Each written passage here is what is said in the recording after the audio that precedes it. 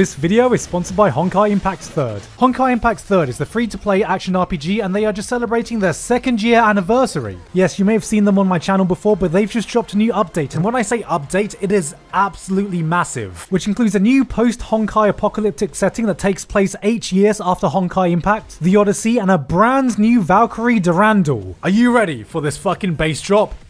Hit it! Still best girl in my heart. Not only that, but it now features improved 3D aerial focused combat that adds way more to the air juggling mechanics that were there before. I think it's actually insane just how much has changed since I last worked with them, because they've almost added a new game's worth of stuff since then. And not only that, but this bad boy is now also cross-platform. Yes, you can play this on either mobile or PC. Veteran players that log in since January 23rd will be able to claim a ton of benefits, including an S-tier Valkyrie hero, and you can also use the exclusive redemption code below for free crystals. This redemption code is only available for 24 hours after the release of this video, so if you want to get on all the available freebies, click that link in the description to download it today. And with that said, let's get on with the video. Hey Garnt, aren't you meant to be working? Oh well, you know, the world's going crazy right now and everyone's in quarantine, so I don't want to risk going to work. You know, I'm just trying to do my part. But your office is right there. Oh, fuck. Hey guys, it's your friendly neighborhood degenerate here. It's spring 2020 and the entire world is practicing social distancing while you're already a 5th Dan Black Belt Challenger tier Grandmaster at the thing. So while the whole world's on fire and fun has officially been made illegal, it's time to do our parts by showing the world what we call a pro-quarantine move. It's time to watch some seasonal anime.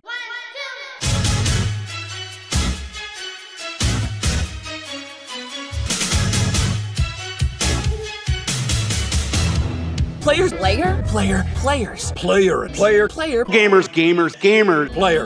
Problem? Gaming. Oh, there's certainly a problem. We got a damn gamer. You know, sometimes you see this thing which on paper should kick fucking ass, but somehow doesn't quite come together? Well, how about Eureka 7 meets Carolyn Tuesday with mechs driven by the power of rock music? You son of a bitch. I'm in. By all intents and purposes, I should love this show. An anime original with an FLCL-esque soundtrack, references to classic rock from Jimi Hendrix to Led Zeppelin, and a mid-2000s anime vibe that is so rare to find nowadays, but something about it just doesn't quite hit the right notes. Bazinga. Maybe it was the ugly CG mechs, maybe it was the bland monsters, maybe it was the forgettable characters, maybe it was the writing.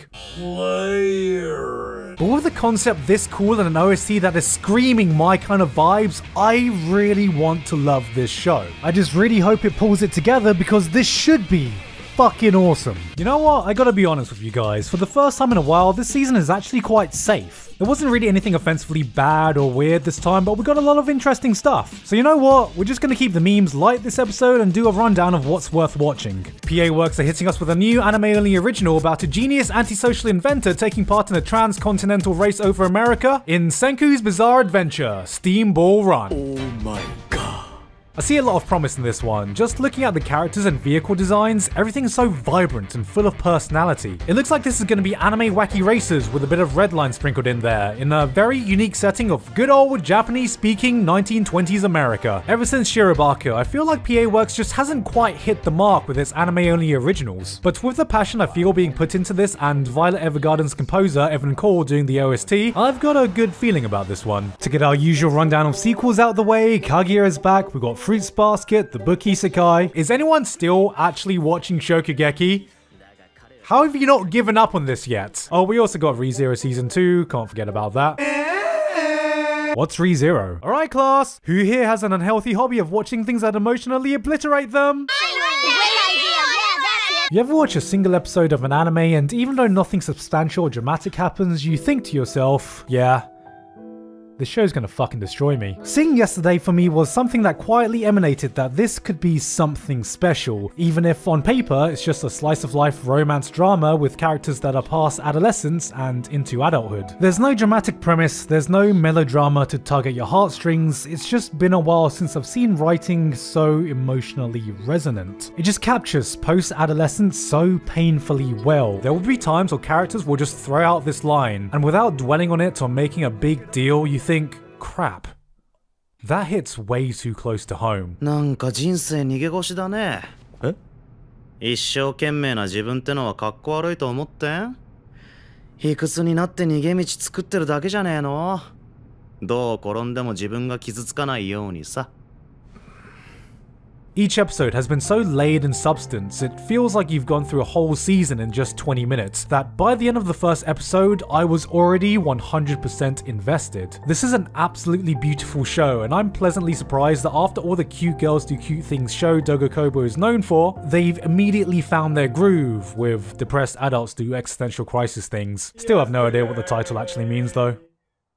All my troubles seem so far away. And now for a show I had no idea I would have any interest in, a workplace comedy about radio broadcasting. See, what I love about a show like this is that I could have no prior knowledge or interest in the subject matter it tackles, but the main lead is such an engrossing and entertaining character, I can't help but appreciate the skill and talent that goes into being a great radio host by watching her journey in becoming one. Mad props to her voice actress who is as impressive as the narrative needs her to be, with a voice performance that is absolutely captivating. It feels like you're listening to a Rakugo performance every time she opens her mouth while sucker punching you with this completely in-your-face machine gun delivery.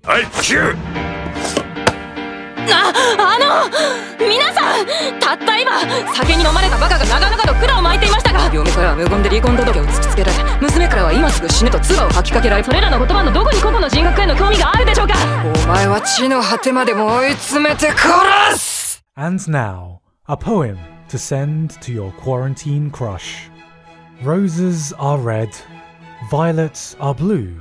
実はあんたの中でおしっこ漏らしちゃった。 This is the kind of hot, edgy mess my 16-year-old self would have absolutely eaten up. So it's a good thing I haven't actually mentally aged since then. So far, this has followed the edgy death game formula to a T. Gratuitous violence, horny as fuck. Here's what a spineless wimpy protagonist normally looks like in any other show. Here's what a spineless wimpy protagonist actually looks like to a mentally unstable anime girl in a death game. But even so, this one actually looks like it's got the production values to back it up. Look at this fight. What's most impressive isn't just the choreography or the animation, but it's how they've conveyed a sense of weight so well. You can absolutely feel the power behind these punches. A furry beatdown has never looked this good. Also, I've got to give a shout out to Claire. Normally we just see an over-the-top discount Yuno Gasai knockoff, but sometimes you find a character that's just the perfect amount of crazy, that every part of your being is like, this is a bad idea, this is definitely a bad idea. She is not worth the risk.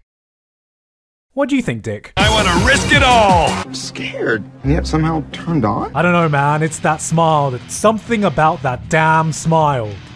Wait a minute. In conclusion, don't stick your dick in crazy. Let crazy stick herself in you.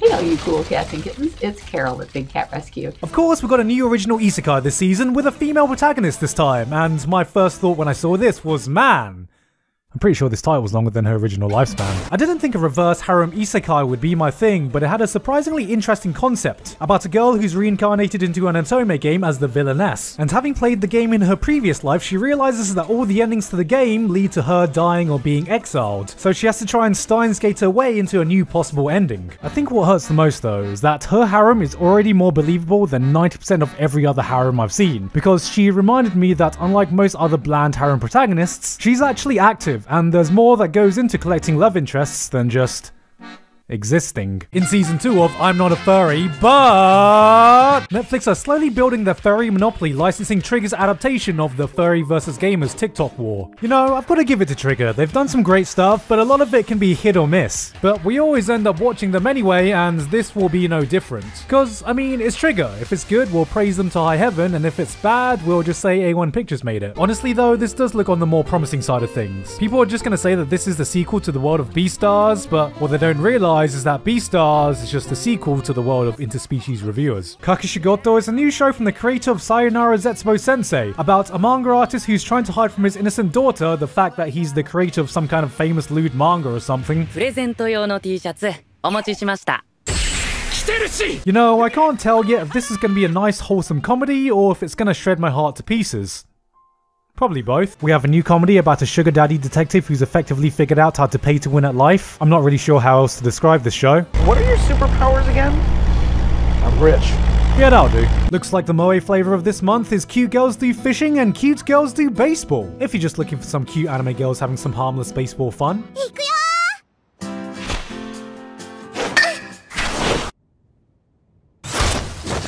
You know, even with all the cancellations we've had, this might be one of the most balanced seasons we've had for a while. No one genre is dominating too much, and there's good enough variety that there's at least one show for everyone. But you may be wondering if there's any other shows I'm keeping an eye on in spring. Well, there might be one. It's been a while since I've been this interested to see how an anime will turn out. Tower of God is the first anime project that's come from a collaboration between Crunchyroll and Webtoons. It focuses around a tower that said whoever can climb all levels can be granted any desire they wish. Participants have to pass various tests on every level to ascend, and just from the first few episodes, you can really get a sense that a lot of thought has been put into the world building, the power systems, and filling it with a very colourful cast of characters. There's a talking alligator, a badass lizard girl, a dude who seems to have a very complicated family past, and then there's the main character, who's repeatedly risking his life in the tower just so he can get the chance to see some blonde chick. It's time to simp. So far, it's given off some heavy Hunter x Hunter vibes, in a good way, not to mention Kevin Penkin is also doing the soundtrack, so it's got a lot of things going for it. This looks like it could be some premium shonen junk food, but what interests me more is what it could mean for the wider anime landscape. Webtoons is a platform that has popped up exclusively during the age of the internet. Originating from Korea, it was a place where artists could upload their own stories and has been the place that has popularized Korean webcomics. Nowadays, it's populated with stories from people all over the world, but the fact that Tower of God is the first of a few shows to be adapted on the platform, this could spell a new era of this industry, because this opens up a whole new world of possibilities. Solo Leveling is in Webtoons, but you can bet if this goes down well, there's gonna be a lot of interest. Korean manhwa adaptations in general might not be a far-off dream, and hell, what about the world of Chinese manhwa? Anything could be free game if this experiment pans out. So make no mistake, if this turns out to be a good adaptation and a massive hit, which it very much looks like it could be, this could be one of the most important anime of recent times, and the show we look back to that signaled the start of a new landscape in the anime sphere. Also, Yuri is my girl. I'm just gonna claim her now. We all cool with that? I don't even care if she comes packaged in with her little dwarf helper. Huh. Hey guys, hope you enjoyed that video. Thank you again to Honkai Impact 3rd for sponsoring this video. I think the work they are doing is fucking fantastic, and they are really pushing the boundaries of what you can do with mobile gaming. So if this looks interesting to you, click the link in the description to give it a go and check out the massive update that they just dropped. And with that said, thank you very much to Walto, Weebologist Ricky, Robert Harnborg, Joe Augustine, Mike Elfin, Zob Mondo, and everyone else on my Patreon for helping to support me for this month. I hope quarantine's been treating you well. I don't know what the fuck to do with myself anymore. There's only so much anime I can watch before going fucking insane, okay? Damn, I really should have got a fucking haircut before quarantine started. You wanna say hi, Megamin? You wanna say hi? Well, I hope you guys have someone to keep you company during these tough times.